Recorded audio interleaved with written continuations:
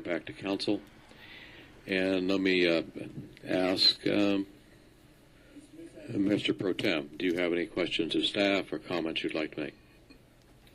Well, I have a lot of comments, but I do understand that it's an ongoing investigation, and I'm afraid my questions would be soliciting information that is really part of that investigation. I am interested to see the outcome of it. Some of the questions I have, though, are of a policy nature and understanding how the, when the decision is made to deploy to go make an arrest. I appreciate your answer. And the fact that you have half of the out-of-town arrests are misdemeanor and the other half are felonies, I think, speaks that it's pretty even-handed.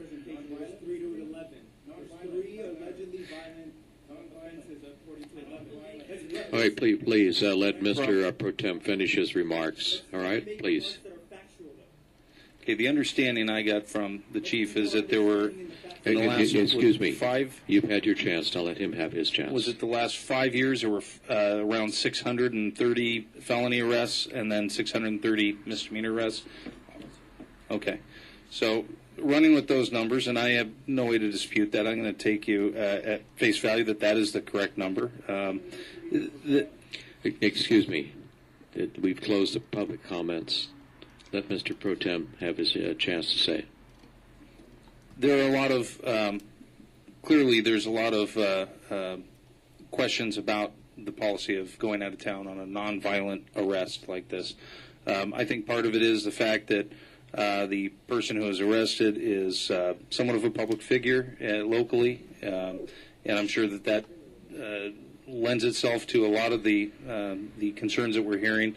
But some of the concerns I have to agree with. I have the similar concerns, but because this is a criminal matter, I can't interfere with your job. That'd be inappropriate. I have to let this play out, but I can say from a policy standpoint, it did raise some eyebrows with me when I first heard about it. It did seem like it was a disproportionate deployment, but I would imagine that is because there's facts that you're not able to talk about right now, and we'll leave it at that until the trial comes forward, and then the facts are laid out. Thank you, Mr. Seaborn. Councilmember Fitzgerald, anything you'd care to comment on? I would just say that I know that our chief has tough decisions to make all the time. I support this decision that you made, and I appreciate the job that you and your police officers do. Thank you. Okay, Councilmember Flory, would you like to comment? Excuse me. You've had your chance. Okay, let the others speak now, all right?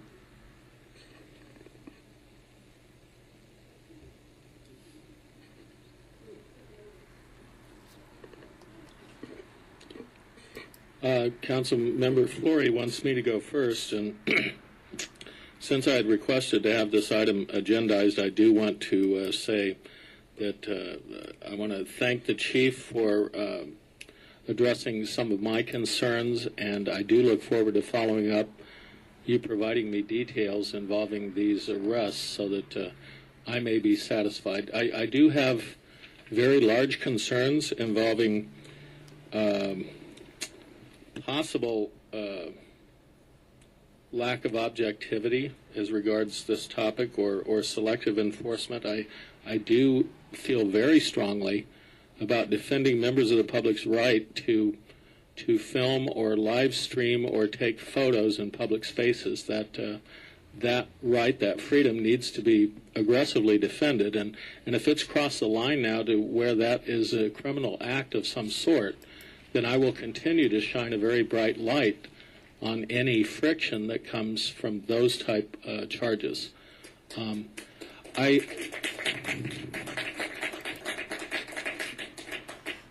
understand that there is no ongoing investigation. There's only the follow-through on prosecution of these violations.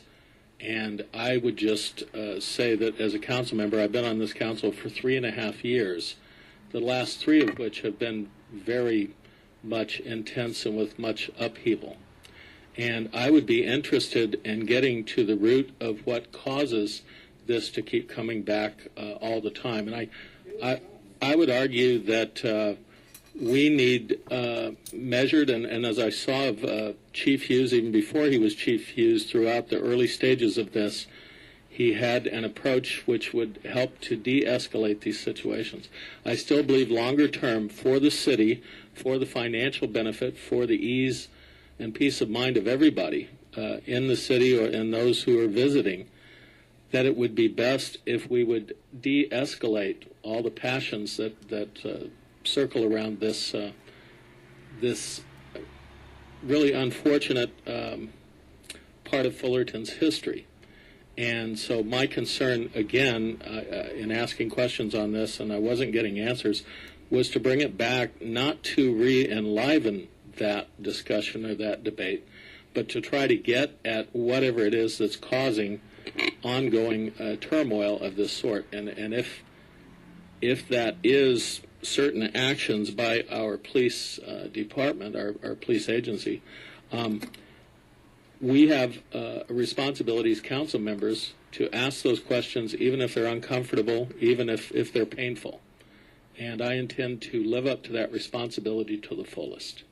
But I do look forward to speaking with you, Chief, and you have offered to provide many details, which at this point that I'm certainly not in possession of those details. And so my final opinion or judgment as to the nature of some of these, I'll have an opinion. You have the authority to carry out the job as you see fit.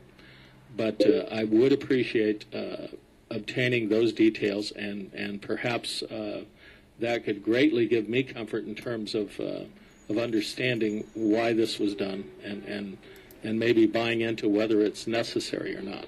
I will remain open-minded about that, but it does require my ability to audit that information. That's very important.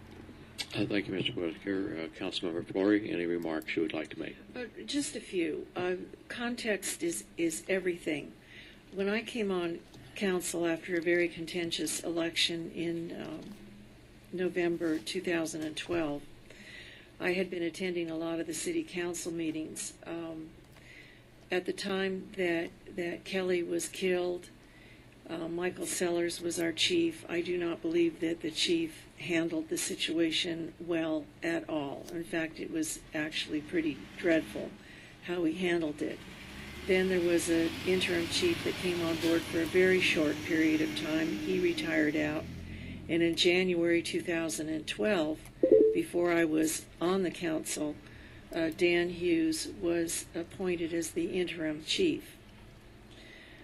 In September, the police department had experienced a top-to-bottom audit by Michael Giannacco, who is well known in these areas for being able to audit police departments. And he came up with a very, very lengthy report.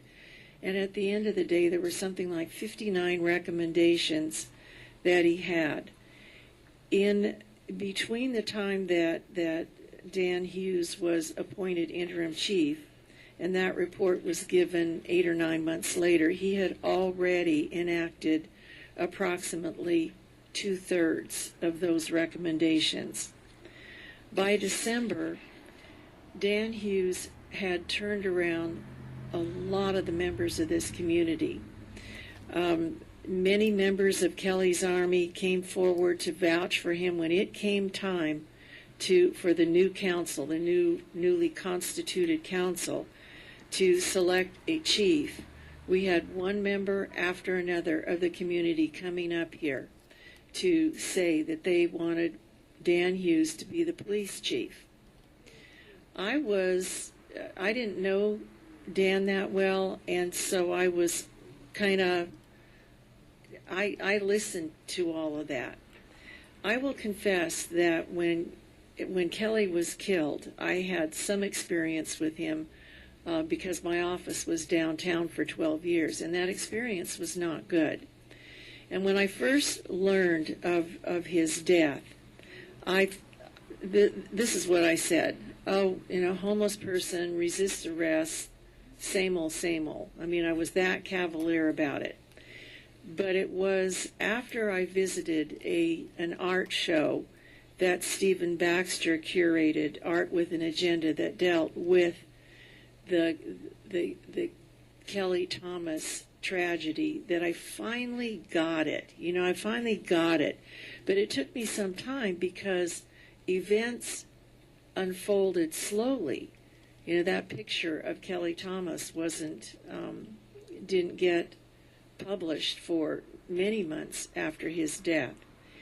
And this chief has had to struggle mightily with a department that was torn asunder, with a city council that was in disarray, with a recall, all kinds of fallout from that. His hands were tied in his ability to handle the situation by state legislation. In fact, somebody here mentioned the Poe Bar, and that's an important part of it.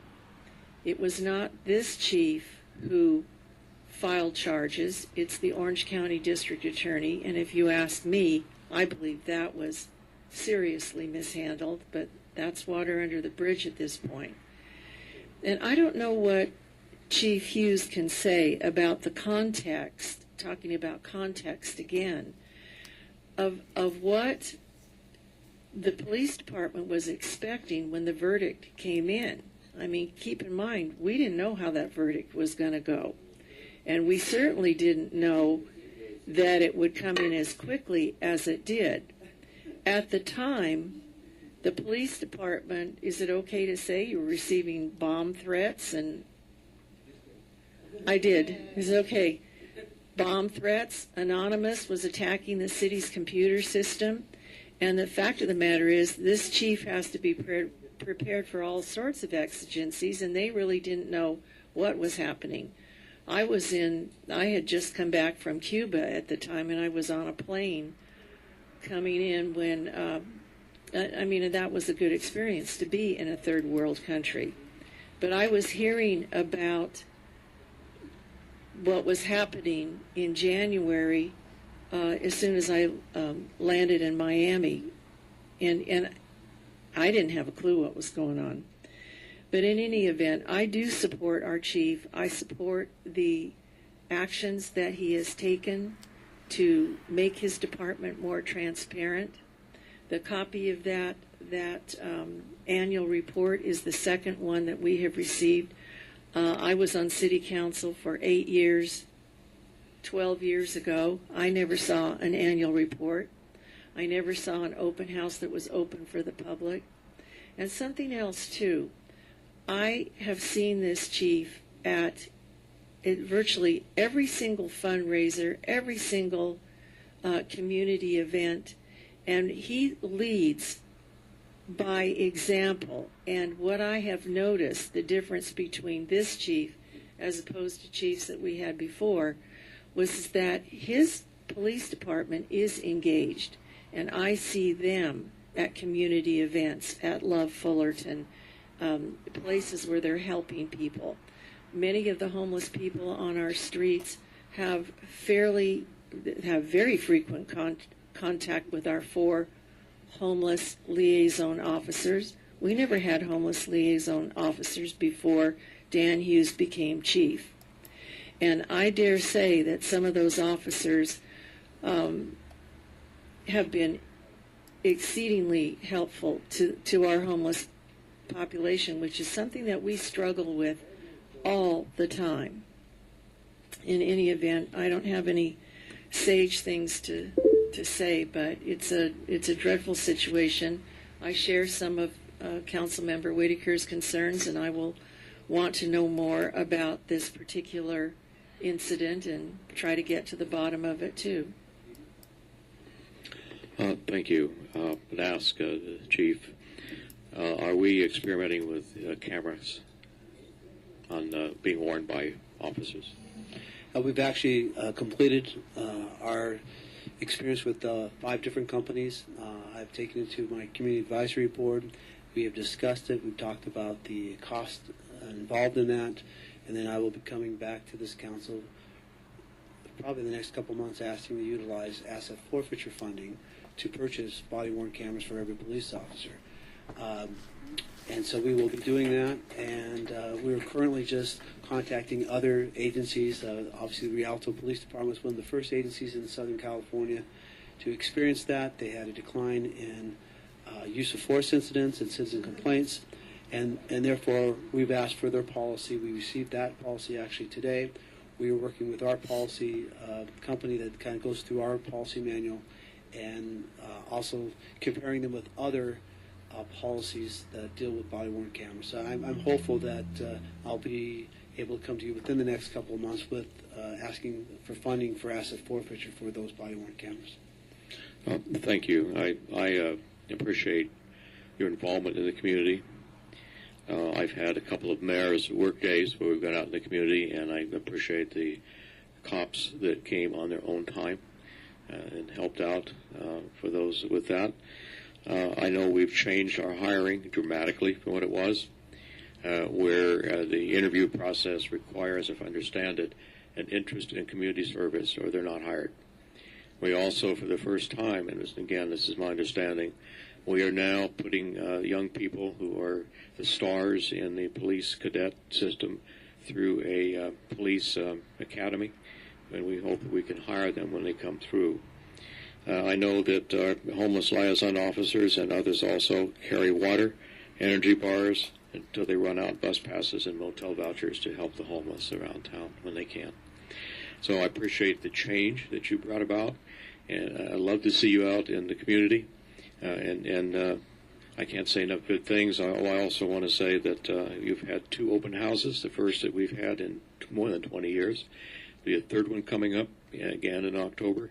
And I think everyone here, if they'd like to go through and see how officers are trained. When I went through, I was actually able to participate in training by a computer module that are used by the police, and I found that very interesting, and that's open to the public as well if they want to go through the open house.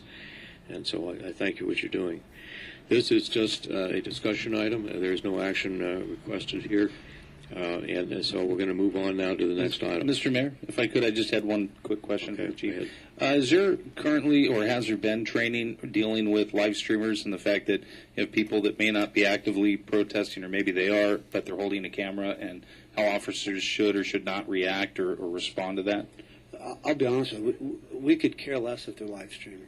I absolutely could care less.